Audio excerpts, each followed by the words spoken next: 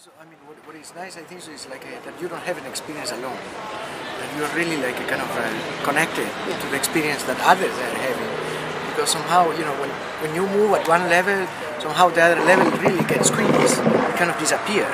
And then you're not able to access that way, but you have to find an alternative. Or sharing your responsibility, right? And every action that you do, it somehow repercutes in the way that others also are able to experience it. I mean, it's something that hopefully maybe the way how we live in the planet Earth, or we might live also. Because at the same time it's critical on trying to get us kind of more aware of the way how we are so codependent, not only between human but also with the environment. Because remember also, it's also not only about the level, because you are suspended by these 7,000 cubic meters of air.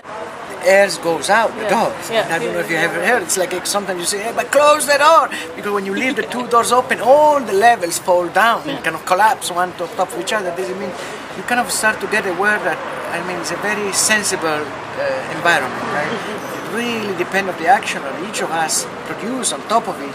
It might be able to change. Hopefully, we can get more aware about how we behave one to each other. But it's more like a kind of to enlarge the conversation. I see very, very kind of, sometimes when you don't expect so much, then you can expect much more because it's always a surprise. But, I was very interested also to kind of maybe start a dialogue about this idea of, at the beginning of the first days I would meet some astrophysician, Nobel Prize of Physics, and then we would start to expand the dimension of the understanding of the piece in relationship with some kind of membrane theory, more cosmological as idea of parallel universe and M theory, which is maybe interpreted as a membrane theory. And based on this, then later we will start to work more with the media lab and other laboratories and start to see if there might be the possibility then later that it will give us some kind of help when we want to bring the same piece that is exhibited here at the Maldives Island.